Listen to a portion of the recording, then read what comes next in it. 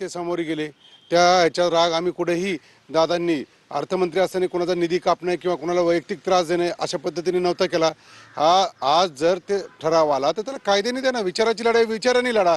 असं नागरिकांना वेठीस धरून कोणी परत आवाज उठू नये नगरसेवकांनी, म्हणून अशा पद्धतीची दहशत करणं किंवा त्या लोकांना आवाज न उठवण्यासाठी करणं हे चुकीची पद्धत आहे। नाही मात्र मग आता तुम्ही याची तक्रार कुठे करणार आहात की राजकीय सूडबुद्धीने जर तुमच्यावरती कारवाई होत असेल, नगरसेवकांचा 10-12 कोटीचा हक्काचा निधी जर गोठवला म्हणजे शून्य केला जात असेल, ते असंही कारण सांगतात की वर्गीकरण जे आहे ते चुकीच्या पद्धतीने झालं, ती तांत्रिक चूक लक्षात आली म्हणून हा शून्य करण्यात आला। तुम्हाला खरंच वाटतं याच्यामध्ये तांत्रिक चूक आहे? मला वाटतं आपले सभागृह नेत्यांना गेले अनेक वर्षाचा महानगरपालिकेचा अनुभव आहे। तांत्रिक चूक वगैरे काही नाही, त्याला कुठेतरी त्यांना पळवाट काढायची तशी उत्तरं देणे। पण तुम्ही सर्वांनी पाहिले की गेल्या अनेक वर्षापासून या पुणेकरांनी यांना जे आत्ता राक्षसी बहुमत दिले त्याचा वापर हे अतिशय चुकीच्या पद्धतीने करू लागलेले आहेत। ह्या अशा पद्धतीच्या दडपशाहीला आम्ही गांधीजीच्या मार्गाने त्यांना उत्तर देऊ। आज तुम्ही पुणे महानगरपालिकेमध्ये नगरसेवकांची बैठक जी आहे ती सुद्धा बोलवलेली आहे। आजच्या बैठकीमध्ये राष्ट्रवादीकडून नक्की काय भूमिका घेतली जाणार आहे? भाजपच्या विरोधामध्ये जर तुमच्या नगरसेवकांचा थेट निधी शून्य करण्यात येत असेल तर मग राष्ट्रवादीमध्ये नक्की काय आहे की बाबा आता तुमची पुढची भूमिका काय? नाही पहा, त्यांच्या आता जर अशा पद्धतीने असेल की आवाज उठवला की निधी जर शून्य करायचा असेल तर आम्ही त्या पद्धतीने विचार करू। आमचा सर्व निधी जरी त्यांनी शून्य केला तरी आम्ही पुणेकरांसाठी लढत राहणारे, अन्यायाच्या विरुद्ध आवाज उठवत राहणारे। त्यामुळे त्यांचा निर्णय त्यांनी घ्यावा। आम्ही गांधीजीच्या मार्गाने, आम्हाला जे लोकशाहीच्या मार्गाने जे आम्हाला संविधान दिले त्या संविधानिक मार्गाने आम्ही समोर जाणार आहोत। उपमुख्यमंत्री सुनेत्र पवारांचे यांच्याशी सुद्धा तुमचा संवाद झालेला आहे।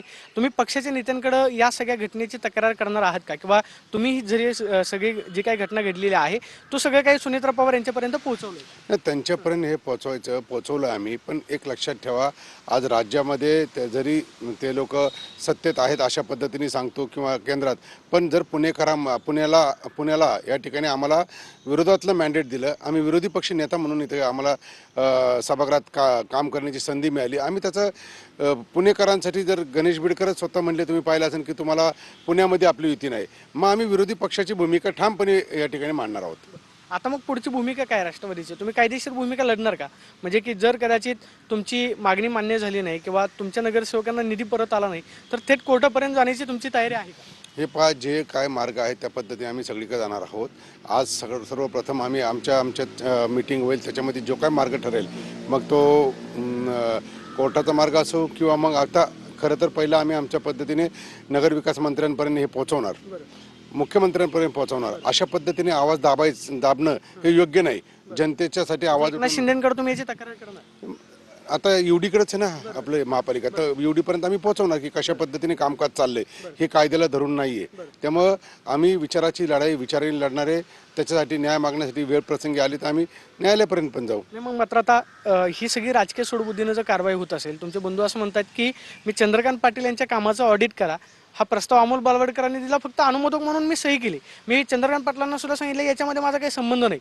म्हणजे सही केली म्हणून जर कारवाई होत असेल किंवा प्रस्ताव दिला म्हणून जर कारवाई होत असेल तर मग नगरसेवकांनी काम कसं करायचं हा सुद्धा सवाल ते उपस्थित करतात। खरं तर तुम्हाला माहिती आहे का, लोकशाहीमध्ये हा अधिकार आहे चौकशी करणे किंवा आज दादांची जर श्वेतपत्रिका काढण्याचा ठराव दिला गेला होता आणि तो आम्ही स्वीकारला होता, तर लोकशाहीमध्ये हा अधिकार आहे कोणाची चौकशी करणं, कोणाची माहिती मागवणं किंवा एखाद्या चुकीच्या घटनेच्या विरुद्ध आवाज उठवणं, हा आपल्याला लोकशाहीने दिलेला अधिकार आहे, संविधानाने दिलेला अधिकार आहे। तो त्यांच्या जागी त्यांनी बरोबर केलेला आहे। जर अशा पद्धतीने आम्ही चौकशी करा किंवा कुणाबद्दलचा विचार म्हणजे त्यांच्या कामाची चौकशी करा जर म्हणलं असेल तर त्यांना इतका राग आला त्याच्यामध्ये मला प्रश्न पडतो, मग काय त्याच्यात काही गोडबंगाल तर नाही ना की आज मला एवढा राग यायचा की त्यांनी डायरेक्ट निधीच गोठवायचा।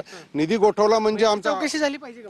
हे पहा, आता तो ठराव त्यांनी निरस्त केला त्यांना, पण तरी पण माझं का म्हणणं आहे, जर अशा पद्धतीने करत असेल तर मग आम्ही आवाज उठवायचा नाही का? त्यांना बहुतेक सभागृहात त्यांना असं करायचं असेल की इथून पुढे परत कोणी त्यांच्या विरुद्ध आवाज उठू नये म्हणून नगरसेवक